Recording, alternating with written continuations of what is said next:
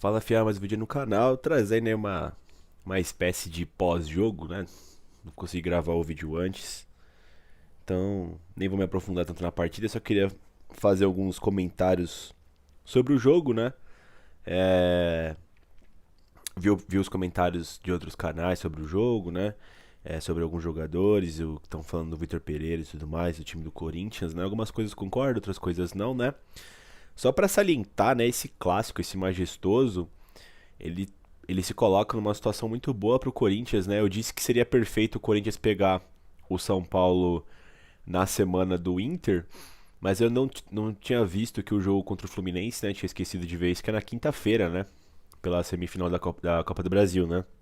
Então, foi um cenário muito bom, né? Ainda mais porque o São Paulo se desgastou muito jogando na quinta-feira e iria com o time cansado, pelo menos, né? Ou com o time desfalcado, né?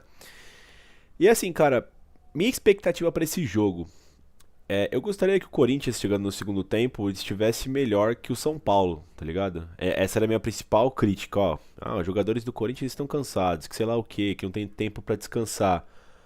Bom, teve tempo, teve uma semana pra esse clássico, tem mais um período pro jogo contra o Fluminense.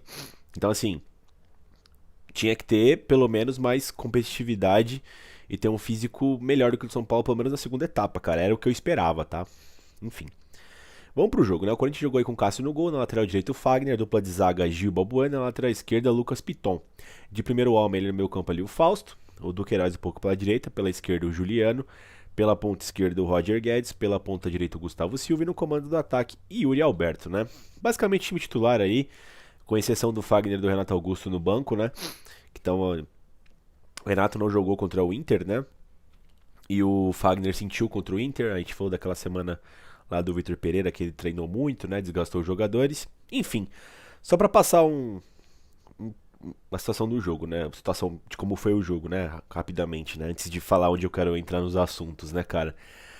O Corinthians conseguiu abrir logo o placar aos 13, né? O Corinthians teve mais a posse de bola, um time melhor, né? O São Paulo jogou praticamente com o time todo reserva, né? O time titular do São Paulo já não é muito bom, né? E o reserva, então, tinha muitos caras ali que eu nem conhecia, pra te falar a verdade, né, cara? Enfim, mas no estádio que o Corinthians não tem se dado muito bem, né? O fator clássico com a situação do mandante, né? Vem favorecendo demais aqui em São Paulo. Cada time tem seu próprio estádio particular, enfim, né? O Corinthians começou melhor que o São Paulo, né? Principalmente com as aproximações, o golaço do Yuri Alberto sai disso, né? O Juliano traz a bola lá de trás, consegue achar o Roger, faz uma tabela com o Juliano, encontra o Yuri Alberto que de fora da área, de perna esquerda, sendo que ele é destro, faz um golaço no Morumbi, né? 1 a 0 Corinthians, né? É, Logo na sequência, São Paulo tentou dar uma resposta, fez o Cássio dar uma trabalhada ali, acertou até o travessão no chute do Thales, né? E depois o jogo ficou amarrado de novo, né? E aí o que acontece, cara? Primeiro item que eu queria falar, né? O pessoal tá aí condenando o Gil, né? Eu acho engraçado que a gente tá debatendo loucos do bando, né? Isso tá há um tempo já, né? Quando o Corinthians tá mal, é os medalhões lixo, né? Que faz panela. Aí tem lá o Gil, o Jô que saiu, né? O Fábio Santos, o Cássio, o Fagner, né? E aí, quando os caras estão bem, você pega aí o Fábio Santos, que parece que é um clamor público aí para que renove o contrato dele, né? Com 36 anos de idade, né? Então, assim, cara, é muito fácil fazer essas críticas prontas, né? Pra começar, cara, é que eu não achei que nem que foi falta, tá? No Éder. Há um agarra-agarra dos dois ali. Talvez o Gil deveria ter se precavido mais. Mas eu tenho certeza que não foi pênalti, cara. Se houve a falta, foi fora da área. Você pode ver que o Gil dá um puxão na camisa do Éder fora da área. E aí, quando ele vê que tá na área, ele dobra o joelho e se joga no chão. Malaco velho, né? O Éder. Pênalti, né? O Gil toma cartão amarelo. E, cara, não foi pênalti, cara. Não foi pênalti, que aquilo não foi pênalti. Então, assim, antes de você criticar o Gil, de ter achado que ele foi principiante, que sei lá o que, né? Ou que ele tava vivendo uma fase ruim, que é um aposentado jogando, você tem que analisar o lance, pra não ser covarde também, nem canalha, né? Pra mim não foi nem falta. E se foi falta, eu tenho certeza que foi fora da área. Então, portanto, não houve pênalti, né? Mas, né? Então a gente tem que trabalhar com o erro da arbitragem, não com o erro do Gil, ao meu ponto de vista. Mas enfim, agora se você quiser levar o pé da letra ali, realmente, ele poderia não ter feito pênalti. Foi uma jogada morta do São Paulo, né? Um lançamento pro único centroavante do São Paulo em campo. A zaga toda do Corinthians dá uma dormida, né? E assim, cara, você botar tudo na conta do Gil é sacanagem. Eu não acho que o problema do Corinthians tenha sido a defesa, tá? Pra ser bem sincero.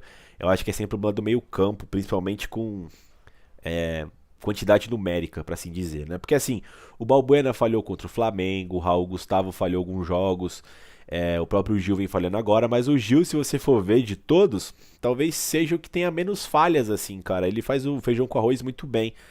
Eu vou ser sincero, eu não tenho muitas críticas pra fazer ao Gil, cara. Sinceramente, eu vejo o pessoal pegando no pé dele, que ele talento e tal, mas ele já é um zagueiro da sobra, né?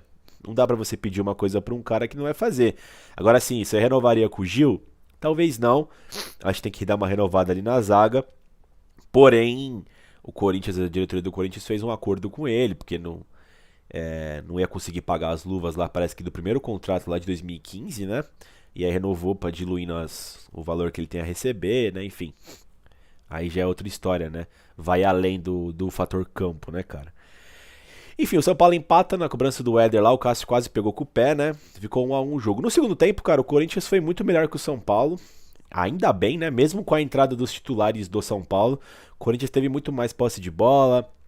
Talvez fosse uma posse de bola estéreo, porque o Duqueiroz não estava muito bem ali conseguindo levar.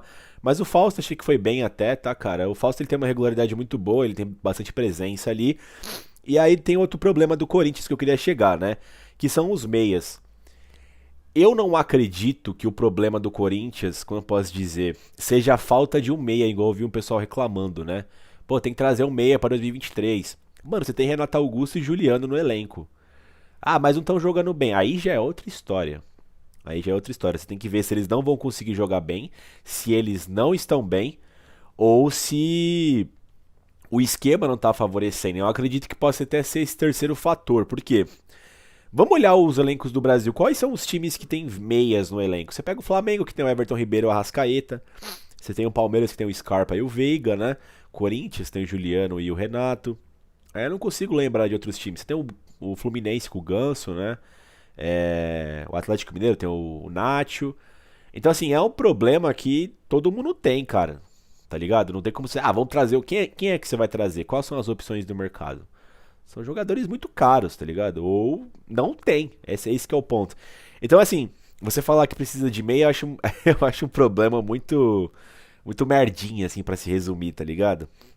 Enfim, o problema é quando o Corinthians não tem o Renato ou não tem o Juliano participativos ou em campo, fica muito menos criativo e é uma coisa lógica, né? Mas enquanto o Juliano esteve bem e quando ele decidiu participar do jogo, quando ele pôde participar, o Corinthians conseguiu efetuar boas jogadas. Se você for ver os gols perdidos, todos foram articulados pelo Juliano ou o Renato Augusto que entrou ao decorrer da partida, né, cara? Então, assim, o problema não é o meio. Eu acho sempre que o Corinthians joga com pouca gente pelo meio. Você pode ver que quando as jogadas funcionam, é quando o Roger Guedes centraliza um pouco, faz ali tendo 4 homens no meio campo. É um fator lógico, raciocínio matemático ali. 4 jogadores, né? Você vai pelo menos equiparar, né? Ou deixar próximo. Tem alguns times que jogam com 5 meio-campistas, né? Enfim. Então acho que esse seria o problema, né? Mas o Corinthians perdeu muitos gols. E assim, eu concordo que o São Paulo tava com o time reserva, mas o Corinthians eu não achei que fez uma má partida, cara. Eu realmente não achei. Eu achei que pecou na finalização. E pior do que pecar na finalização é você não criar. E eu vi várias partidas durante esse ano que o Corinthians nem sequer criou, né? Que foi um problema que a gente falou, principalmente fora de casa. Dentro de casa eu não vejo o Corinthians tão ruim assim quanto a galera fala, né? Acho que o Corinthians perde muito gol, mas ele tem sempre boa presença no ataque jogando na Neoquímica Arena, né? O que falta são boas vitórias em adversários próximos da tabela. Eu só consigo lembrar da vitória sobre o Atlético Mineiro, né? Mas enfim, foi uma partida boa. E eu acho engraçado que o pessoal comenta como se o Corinthians tivesse feito outras partidas boas. Essa, pelo que me lembro, foi a primeira que o Corinthians criou esse tanto de finalizações ao gol do São Paulo, né? Jogando fora de casa, né? Contra um outro time bom, né? Então foi um bom jogo. Eu acho que perdeu apenas as. Perdeu as oportunidades, tá ligado? Não foi eficiente. Então, assim, eu achei que foi além do que o Corinthians faz geralmente, né? E aí vem outro peso, né, cara? Outro peso desse jogo, o que é? O Corinthians não está bem em clássicos esse ano. Assim, teve o 4 a 0 no Santos na Copa do Brasil, mas foi muito mais importante para um termo de classificação do que falando em clássicos, né? O Corinthians não conseguiu vencer o Palmeiras e o São Paulo em 2022. Teve um empate contra o São Paulo, 2 empates agora, né? E perdeu outras 2 partidas, e contra o Palmeiras perdeu todas as outras 3, né? E assim, não tem como mudar esse cenário a não ser que o São Paulo faça um milagre e passe pelo Flamengo. e a gente vença o Fluminense pra encarar na final da Copa do Brasil, né? Porque se não, e eu acho que não vai acontecer, acho que o Flamengo tá na final já, não, o Corinthians não tem mais a possibilidade de vencer seus rivais. Então, assim, durante vários anos aí o Corinthians vem jogando mal no Morumbi, eu já salientei, assim, em alguns vídeos atrás, que é um problema isso, eu não sei, o Corinthians fica com medo lá, não entendo o motivo, porque o São Paulo não tem um time muito forte, esse é o ponto que eu fico puto, né? Mas como o Corinthians vinha fazendo papel dentro de casa e eliminando o São Paulo em inúmeras ocasiões, essa vitória no Morumbi começa a pesar, ainda mais esse ano. Então chega nesse último clássico, não consegue vencer, por mais que tenha jogado bem, a pressão vem e eu acho que é normal, cara. É uma coisa, uma consequência. Eu acho que tem que separar os dois. Primeiro, essa pressão vai existir. E segundo, o Corinthians jogou bem. Mas você entende que tem um equilíbrio ali entre essas duas. Eu não vejo com maus olhos essa pressão, mas eu não consigo falar que o time jogou mal. Eu não discordo, tá ligado? Eu tô puto que não venceu o clássico e eu acho que tem que criticar sim. Esse time do Vitor Pereira falta um pouco de sangue no olho nesses clássicos, né? Eu vi pouquíssimas vezes o Corinthians assim, com muita vontade e volúpia. Eu vi contra o Atlético Goianiense no 4-1 e quando perdeu pro Palmeiras. O Corinthians jogou um clássico de verdade. Nos demais, eram apenas partidas que pra torcida era importante, mas não parecia pros jogadores. Eu não sei se é o assim, o jeito que os jogadores são, né, a personalidade deles, não sei se a comissão técnica não tá conseguindo passar, não sei se porque assim, também temos que dizer também que todos os clássicos vieram pré ou pós um grande jogo, né? Eu lembro que contra o Boca, todos os jogos teve um clássico antes, foi impressionante. Contra o Santos na Copa do Brasil teve o Santos antes ou depois, não lembro agora, mas foi impressionante. Esse, se você for ver, talvez tenha sido o clássico mais tranquilo a nível de organização e o Corinthians jogou bem. Deveria ter vencido, né? Teve várias chances perdidas com o Roger Guedes, com o Yuri Alberto, com o Bruno Mendes, no finalzinho o Watson. Enfim, eu achei que o Corinthians merecia ter vencido, né, cara? E assim, pra acabar o vídeo com uma notícia legal, cara, eu gostei que com o retorno do Renato e principalmente do Fagner, né, que não tava indo muito bem. Enfim, o Fagner voltou muito bem defensivamente contra o São Paulo.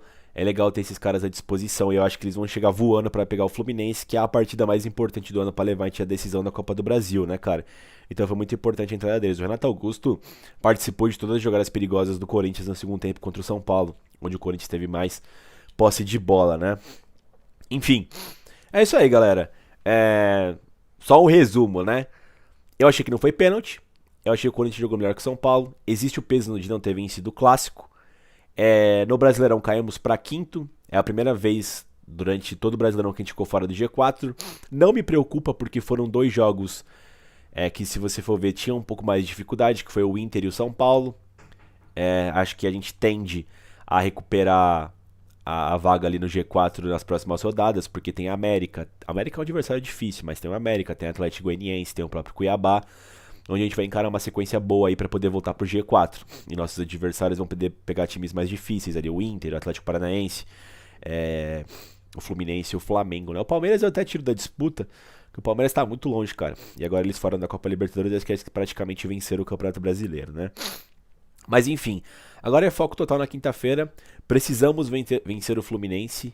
Não há desculpa. Dá pra chegar nessa final de Copa do Brasil. Depois a gente vê como é que se mobiliza contra um Flamengo, ou enfim, hipoteticamente São Paulo, né?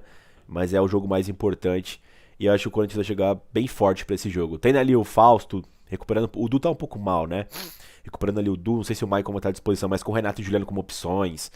Por exemplo, se o Renato precisar sair no segundo tempo, entre o Juliano ali descansado, eu acho que não cai tanto a régua. O problema é quando saem alguns jogadores específicos, por exemplo, o retorno do Watson é importante pra ter um lugar ali na mesma condição e faixa de gramado que o Gustavo Silva. Agora, perdendo o Roger Guedes e o Roberto é muito difícil ter reposição. Esses não tem, me desculpa, o Matheus Vital não tá qualificado pra entrar no lugar do Roger atualmente. O Yuri Alberto não tem centroavante reserva, né? O Júnior Moraes é essa opção. O cara nunca tá disponível, né? Pra zaga, cara, talvez fosse interessante Mendes e Balbuena. Essa dupla tem jogado bem, cara. Eu não sei porque foi sacado pelo VP, ele optou pela volta do Gil, né? O Gil não foi muito bem contra o Inter, né? E também não foi muito bem contra o São Paulo aí. Mas enfim, eu acho que assim, a peso de classificação, acredito que não vai fazer diferença qual dupla for, tá? Eu acho, tá? Você tem o retorno do Fagner, que joga bem. Pelo lado direito tem um papel de dar armação importante da equipe, né? Pelo lado esquerdo eu iria de Fábio Santos, vai que rola um pênalti, ele precisa de um especialista, acho muito importante ter o Fábio. Enfim, vamos ver como o Corinthians se porta, né? Contra o Fluminense. E a gente volta aí com o pré-jogo, talvez, contra o Fluminense antes dessa semifinal. É isso aí, pessoal. Se gostaram do vídeo, deixa o like aí, inscreve no canal e vai Corinthians.